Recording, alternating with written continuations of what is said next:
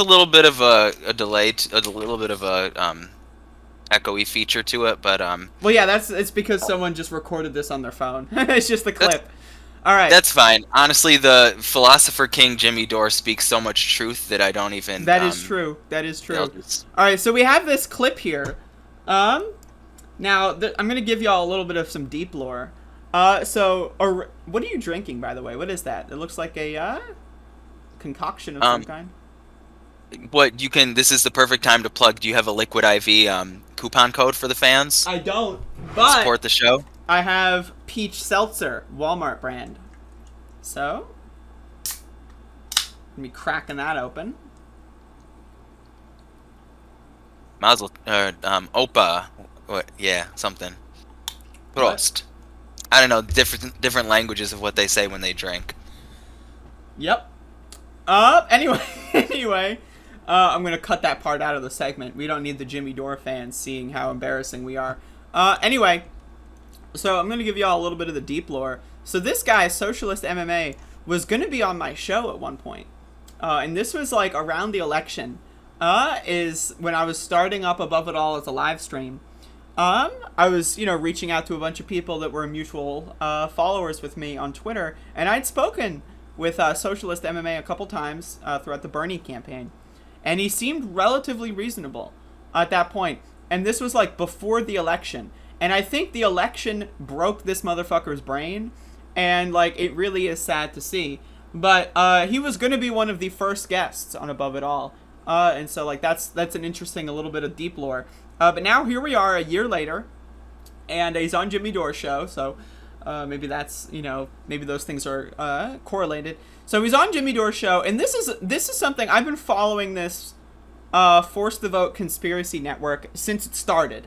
And you can go back and watch my videos from December. I've been on this motherfucker because I had people in my family that have been affected by QAnon. They went down the motherfucking rabbit hole, and I, like, paid deep attention to that.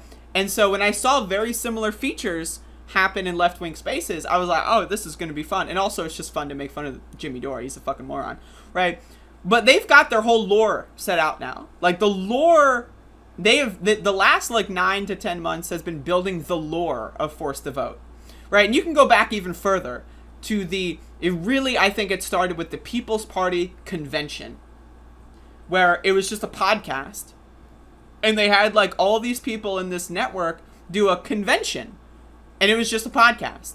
And then they did Force the Vote, and then they did this big event called Force the Vote Town Hall, where it was just like a Zoom call. But they called it, it was the town hall, right? And then they did the Force the Vote protest, which I think they etched that out of the lore because it was so embarrassing. I think that got retconned. But remember the Force the Vote protest where they had like 5 people show up? Where they tried that again with the March for Medicare for All. That literally they had anti-vaxxers organize a March for Medicare for All. And the anti-vaxxers were so deep within the ranks of this march that they actually banned people from the march that were being pro-vaccine. Like, we saw this in the Los Angeles march. Someone got kicked out of the staff because they asked someone to take a COVID test. So the pro-vaccine people got ousted by the anti-vaccine people. Right? That's the March for Medicare for All. But it's a march for Medicare for All. Right? These words... I was unaware of that. You weren't aware of it? Well, it's in the deep lore. So these words... They say a lot of words. And they try to puff up their lore, all right? And the people that watch them, they're part of this conspiracy network. They think that they're seeing what's really happening, right? They think that this is the real world. Yeah, this is... Normal people support this. That's why most of the marches only had like 4 to 10 people show up, because normal people support them. And it's why we aren't seeing mass movements, right? Now, the thing about this is, again, they've established this deep lore. And this is really the culmination of the deep lore. Now, you see the Fred Hampton leftists are now starting the General Strike Summit. That's right, folks. So, the General Strike, October 15th, they're planning. Now, what better way to help organize the General Strike than by planning a General Strike Summit in November? That's right. So, the General Strike is in October, but the summit is in November. Help me understand that. But anyway, Here's Nick, aka Socialist MMA of the Fred Hampton Leftists podcast, and Jimmy Dore discussing why Nina Turner lost. How could you be running as a progressive for Congress in the middle of a pandemic and not show up to a Medicare for All march? And then you're surprised you lost? You're surprised more people didn't show up for you? The most popular policy in the country is Medicare for All. So again, I gotta pause it already. Again, if you call something the March for Medicare for All, like people that don't know the deep lore and haven't studied the conspiracy network, they're just gonna hear, oh, she's against Medicare for All. That's the idea. That's the goal of Jimmy Dore's whole entire like grift campaign, is to convince people that the leftmost people in Congress don't support Medicare for All, actually. And what is the material effect of that? Not voting for them. At the end of the day, nothing else matters in the power structure of Congress, right? Nothing else matters. The end of the day is they're getting people to not vote. And you just grazed a point that's really crucial, because you just said when you hear them say March for Medicare for All, it has a different meaning to different people, and I feel like this is because there's kind of a cult following around this sect of the podcast left. It's just like they say when you're in a cult, is they use language and rhetoric to obscure meaning, not to clarify meaning. That's exactly. Yeah. So when they use these different terms, like it means something different to them necessarily than your average viewer. Exactly, but it's also so vague, right? So, like, people that are familiar with the conspiracy network, they're gonna know it's bullshit. Right? This is like election integrity, right? People that know what the fuck you're talking about, they're gonna know it's bullshit. But the people that are in the conspiracy are gonna think about, like, the Dominion, the ballots, the fucking space lasers, right? Because they're deep in it. But the whole thing, election integrity, it's the umbrella so that normal people that haven't followed the deep lore of the conspiracy see, oh, this is about keeping our election integrity upstanding. We need to have integral elections or whatever, right? And this is the same thing with the March for Medicare for All. The people that know the conspiracy are going to know that the march was ran by or anti-vaxxers, anti-maskers. They're going to know that no one really supported the march. They're going to know that it was a giant flop. They're going to know that most of the people that spoke at the event weren't even left-wingers. Like, they had a lot of people speak at the event that did not even support Medicare for All. They were just going up there for, like, photos and then, like, at a photo op, right? But, like, alternatively, and just like I was just saying, and to them, these force the vote, these terms are litmus tests, and when you speak these words in their terms, you're a true leftist. Exactly. That's the way that you build the cult, right? And so when you describe that to a normal person that, let's say, maybe they're not that big into the online left, right? Let's say they're just scrolling through YouTube and they happen to come on in this video, they're gonna see, like, let's say, like, maybe they are genuinely, why did Nina Turner lose? Like, maybe they're just trying to find that out. Maybe they're not too familiar and they find this, and then they're going to be, oh, there was a march for Medicare for All and Nina Turner didn't show up. She's not a true left. Like, the whole idea is to bring people into the conspiracy network. And so again, and again, this is a great clip because Socialist MMA goes on the full greatest hits. We're gonna get like the greatest hits re-release compilation album. So check this out. You don't show up for a Medicare for All march, and you expect people who have a revolutionary spirit to vote for you, to get off their ass to vote, and then you lose and you don't know why? I gotta be honest, revolutionary spirit. Like, again, it's about the spirit, right? Like, that's the thing. It's, you got a revolutionary spirit. Are you going to go out there and do anything? I'm going to attend the March for Medicare for All. My spirit's revolutionary, though. Like, I really... Go on. You're trying to speak. Go on.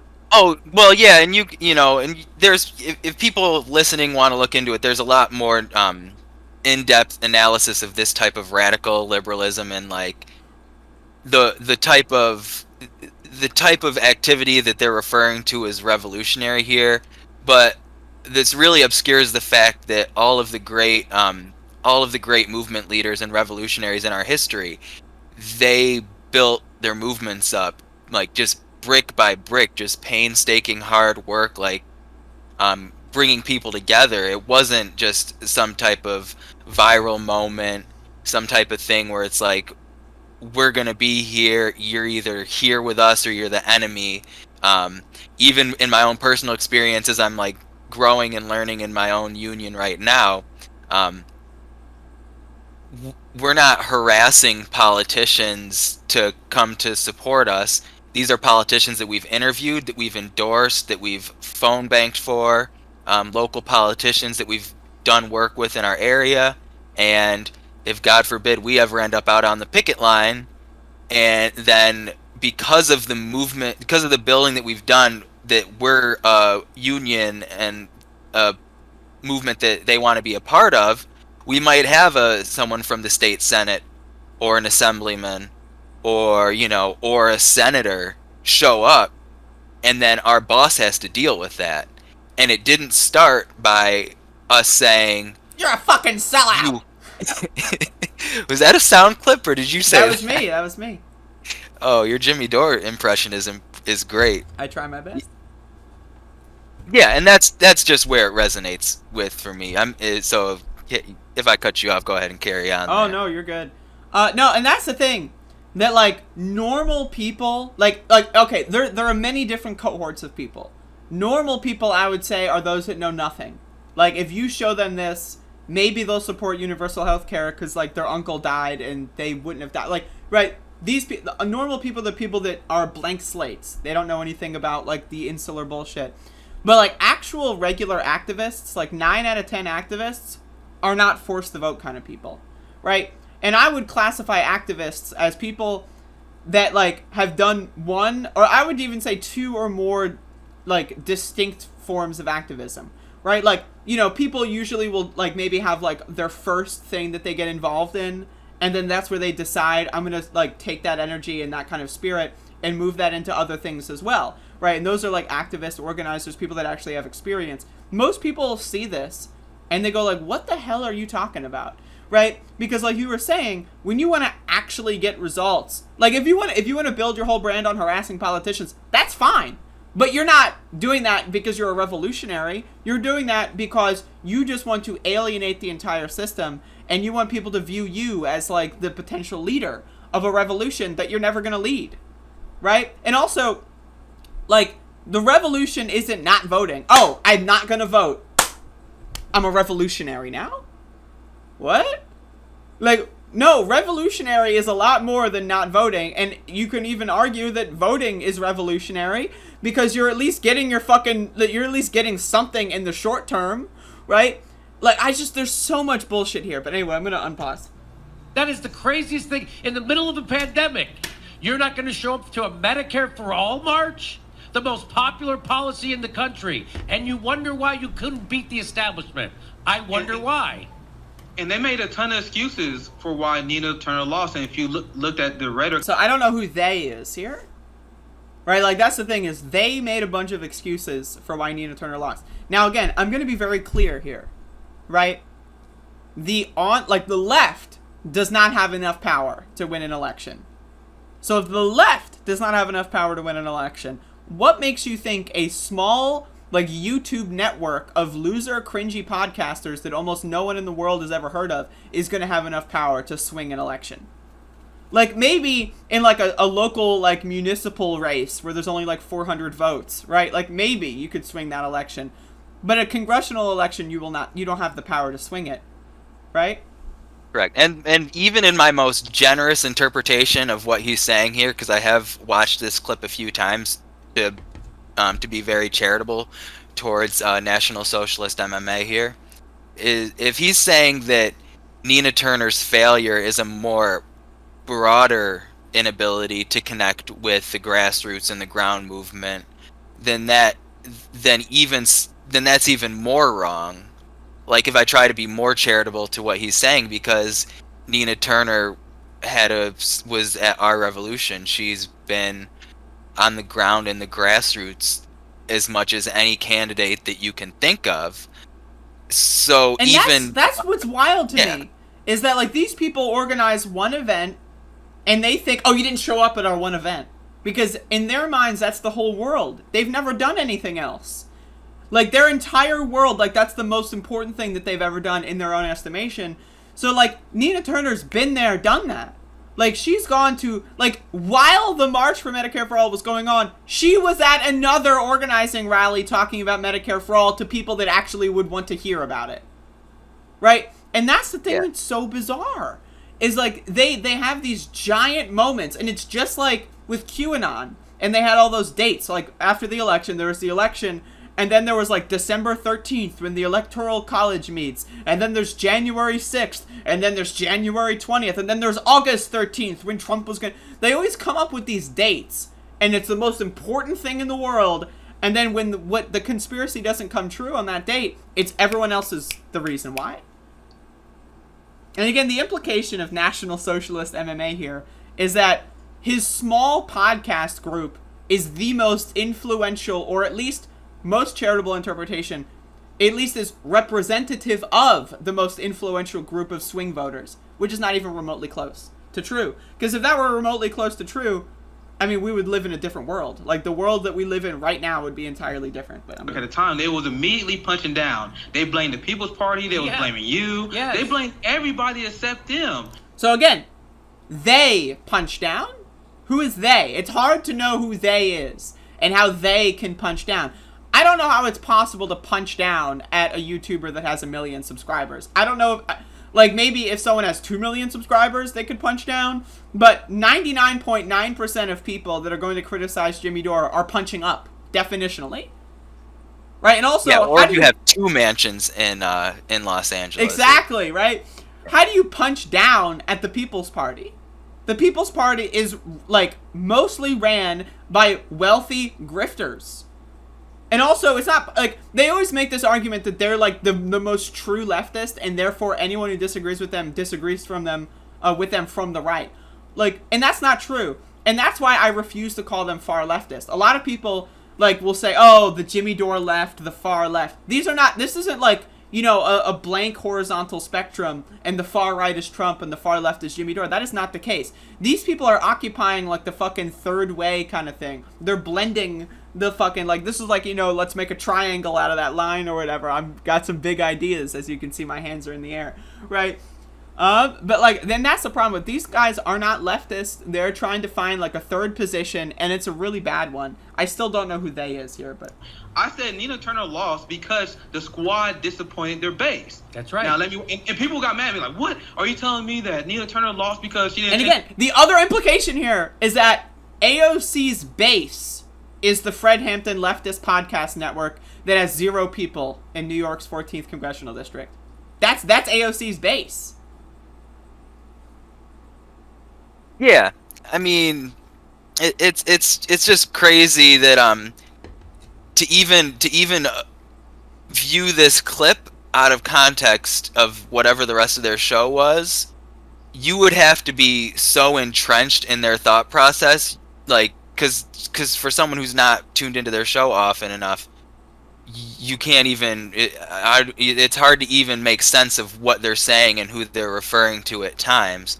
Because no sane person would, like, look at this, the movement that they're orchestrating right now and make a connection between that and AOC's base and voters in the Bronx. Or Nina, you know, that I don't exactly understand. That's why I tried to maybe extrapolate if this is an analysis of a more broad, a comment on a more broader connection to movements or their movement specifically. But it's hard to even piece it together. It's all over the place, and that's the thing here is, like, these people are all over the place, and they're all ego-driven, like, podcasters. Like, Nick, this guy. Like, did you see the Force the Vote sweatshirt? Please tell me you saw that. I mean, like, oh my god. In fact, I'm gonna bring that open. I have that open somewhere. Hold up, I gotta find the Force the Vote sweatshirt. Because it was so bad. It was really the worst thing in the world. Yep. I found this, and this is even worse. This is even worse than what I don't even... Okay. So I found this. The fucking mug. The mug. It has the same really shitty logo on it, but the mug. I can't. Like, Like, this is like the world that they're building. This is the world that they're building, and I literally, no. I just can't. I can't with it. But anyway, where were we? For Medicare for All marches, if you had Nina Turner that actually supported Forced to Vote, if they actually was listening to activists, you will have activists that will actually phone bait, they will actually volunteer, and they can help you get over the finish line. That was my argument. So because the squad turned their base off... So again, this all goes back to Force the Vote. Nina Turner was not in Congress. Like, okay, so Nina Turner lost her election because she wasn't in Congress. So in trying to get elected, she failed to get elected because she wasn't already elected? Mm-hmm. Say something. Yeah. I'm and I can and what's coming up for me right now is seeing this through a more Brooksian lens, not to, and which would be in really bad taste, imagine where he would stand on this situation. But if I can just speak to what I've learned from what he said in a more broader context, this is just essentialism. And maybe I'm not sure if at times I've been guilty of that, essentializing them into certain categories. But I mean, they're trying to, they're saying that Nina Turner is a squad member, and we're going to give her all the same criticisms of the other squad members. And some of those criticisms prerequisite that she would have had to be in Congress for that criticism to make sense. And then you'll see them hurl insults at AOC and at Ilhan Omar, even though they took a different stance on a position or had a different response to a foreign policy item, or but it's a lot of essentializing and litmus testing and putting people in boxes. And I think people are just so much more complex than that. Just like you were saying earlier, like are they the far left here? Are they the radical left? I think that in a lot of ways they're victims of an environment of, like, there's a lot of reactionary sentiment in America that people across the political spectrum have an underlying distrust in their government, in the government, because that's just a very American thing to individualize everything and distrust institutions. But not, and I'm not going to soften my criticism of them, because they're clearly intentionally or unintentionally looking at institutions and looking at democratic structures and different coalitions through a very cynical lens and profiting off of people's distrust.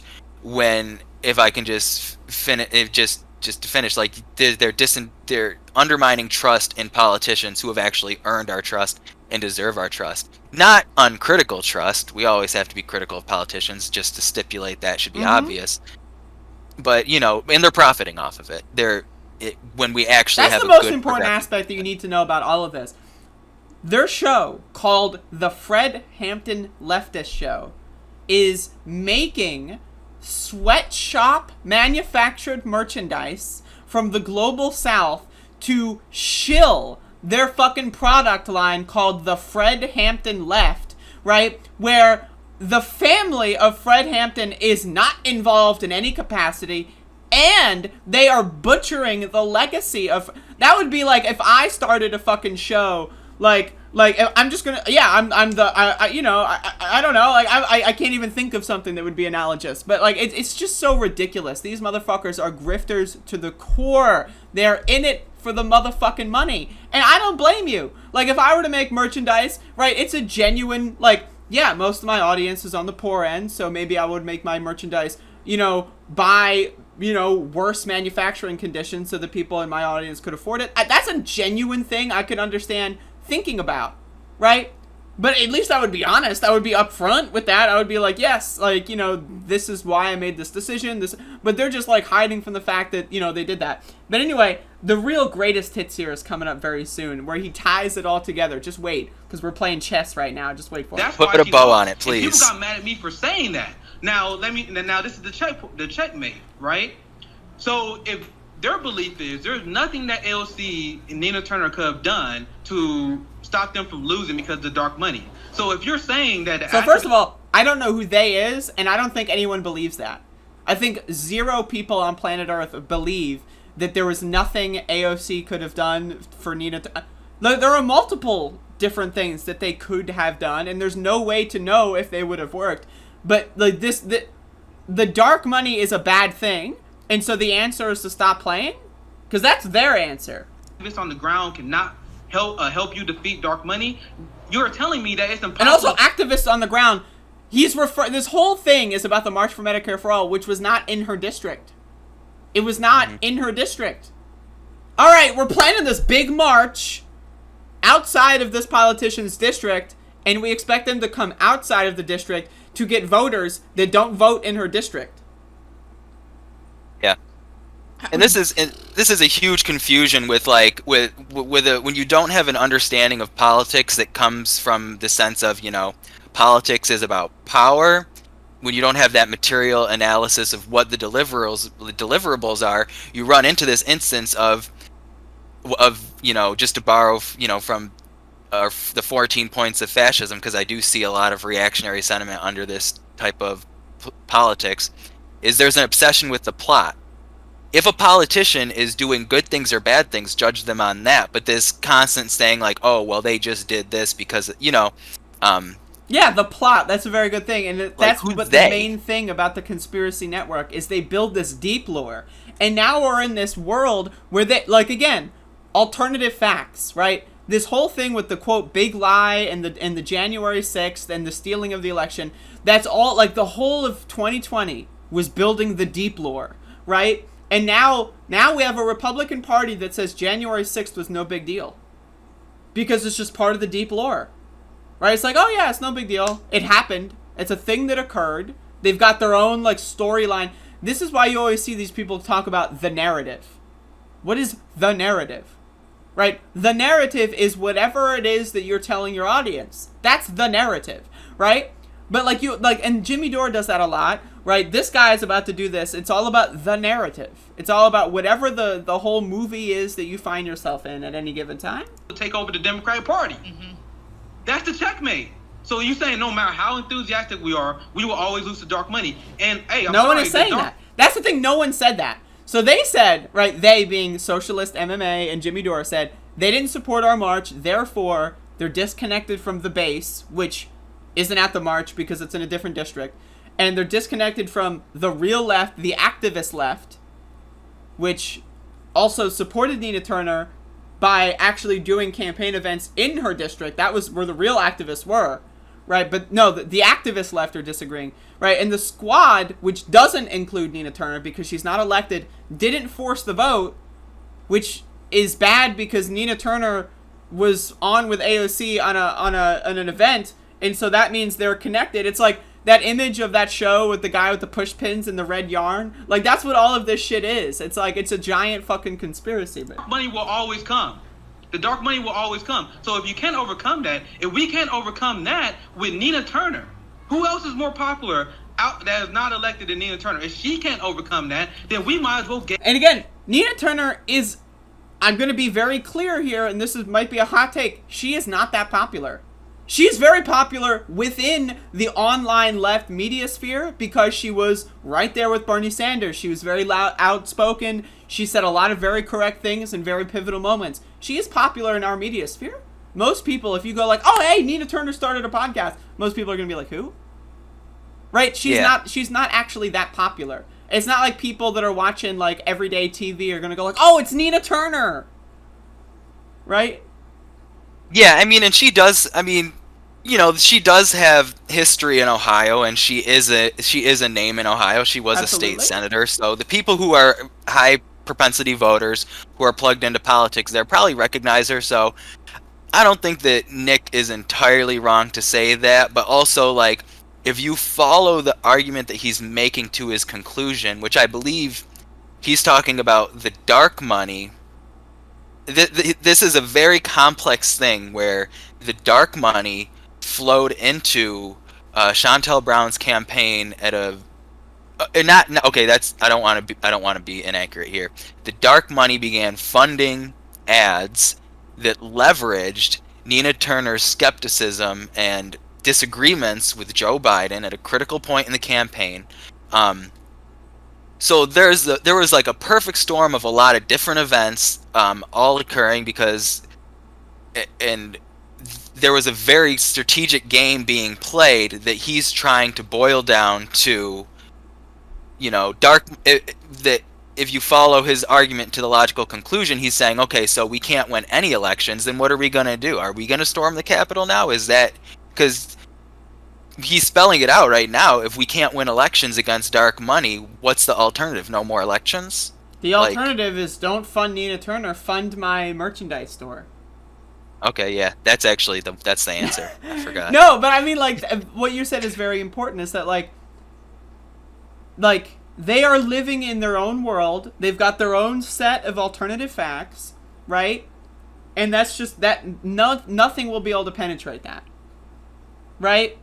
Like, there are a lot of reasons that you can never really boil things down to one reason, right? Like, most often the world is complex, right? Like, maybe you could say I failed my math test because I didn't study. Maybe, right? But, like, the world is not, I failed my math test because I didn't study. The world is a lot of moving parts. There's a lot of things going on. There's a lot of ifs. There's a lot of coulda, woulda, shoulda. So anyone who's trying to boil things down to one specific thing is probably lying to you and trying to sell you on a plot line.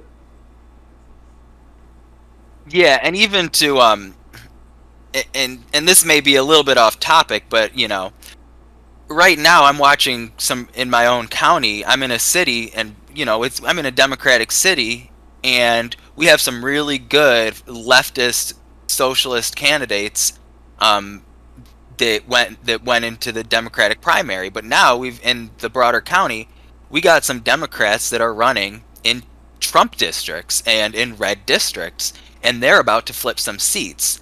Now, knowing what I know about this group of leftists in the FTV crowd, like, would they get behind a candidate who's not perfect, but to flip a red district of the county? When you just look at their political analysis, this really actually hurts things.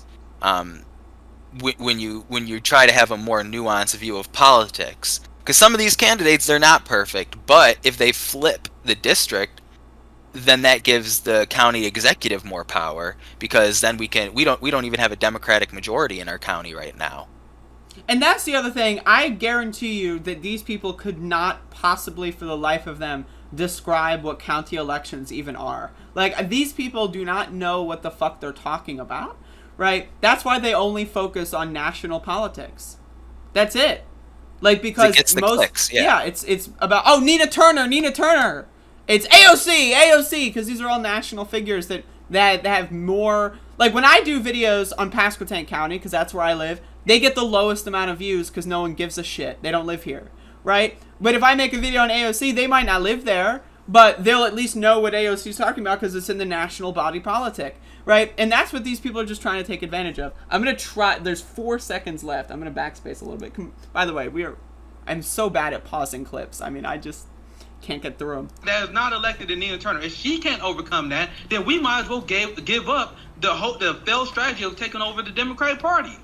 And that's what they're trying to sell to you right there, is that you cannot take over the Democratic Party, and so therefore join the People's Party, which includes giving them money. That's the whole sell. They're pitching a grift that is giving them money. Why didn't Nick Brana and all of them join the Green Party? Why didn't they join the Libertarian Party that has ballot access in all 50 states, right? Why didn't they join the PSL? Why are they making their own party? Because Nick Brana wants to be at the top. And it's easier to make your own party and get a bunch of cultish followers than to rise in the ranks of an already established organization. But again, the material effect is they're going to get no votes. A Libertarian's not going to win, a Green's not going to win, and a People's Party candidate's not going to win. It's just about how the money is being, like, thrown around and who gets what percentage of the money and how they can profit off of it. Yeah. And do you mind if I give your audience an argument? Logic for the left. Let's get it. Because this is the program. This is a pretty good rhetorical. These guys are dumb as hell. So program the shit out of them. This is a pretty good rhetorical move that a lot of people in that camp do. Is they say, you can't take over the Democratic Party, or they say that incrementalism doesn't work. But then I always flip it on them and say, well, how did the people in power get into power?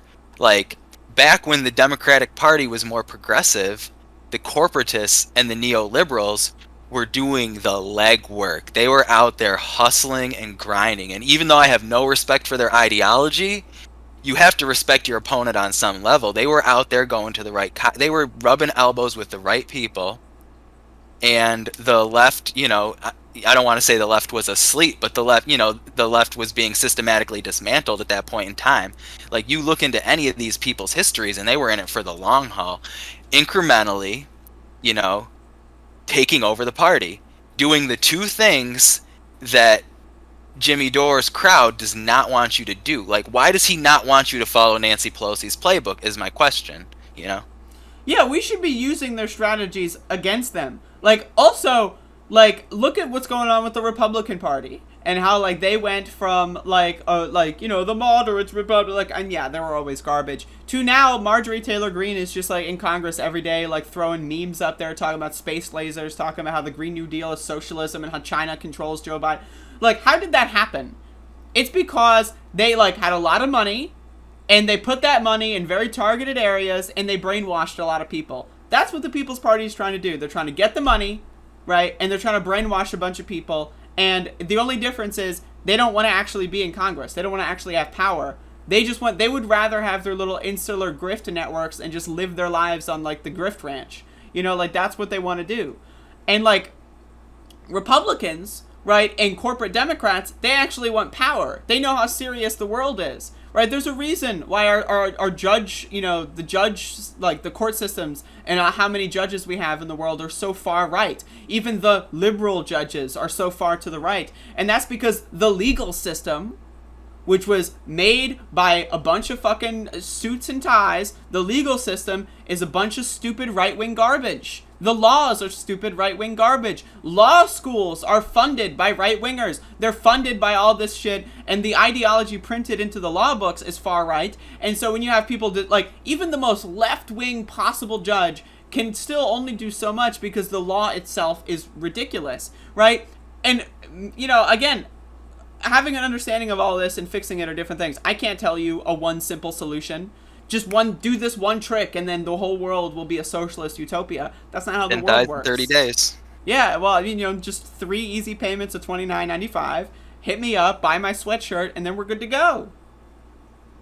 Yeah. Tell @Ruben's Blacklist to DM his area code, and R will take the call today on MR. Wait, who was that? That's the letter hack. DM the letter hack immediately. Go right now. Shoot. Oh shoot, he's on what? He's on Twitter probably, right? Yep, the letter hack.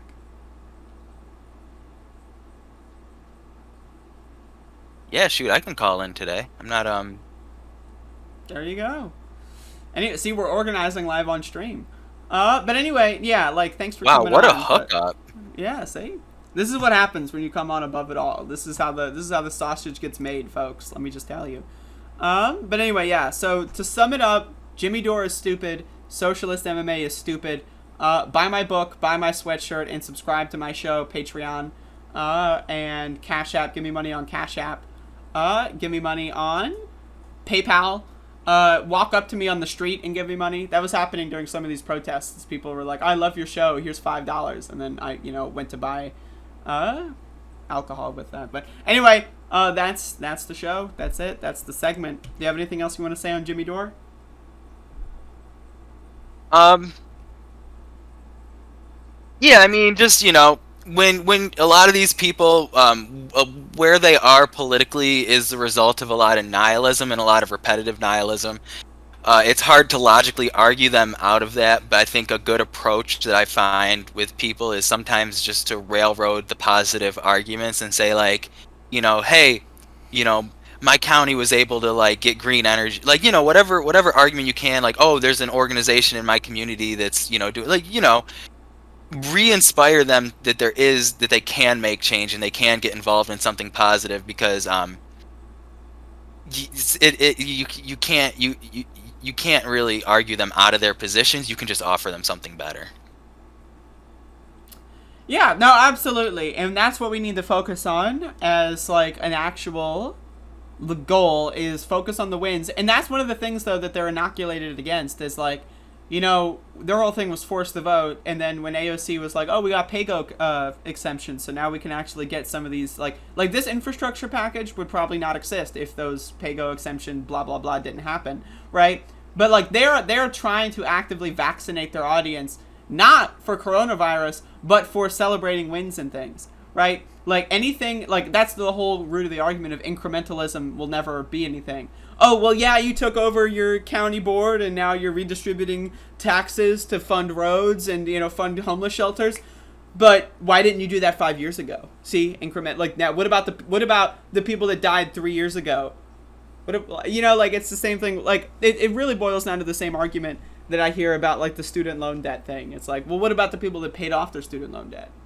You know, like, but they make that a future tense thing. Yeah, but what about right now? Yeah, what about right now? Like, unless you can present to me a solution right now that actively gets everyone in the world healthcare, I'm not interested in what you have to say. But anyway, I think we're talking in circles here. That's it. Thank you for coming on the show. Do you have anything you want to say on the show? This is you can advertise yourself. You have a sweatshirt.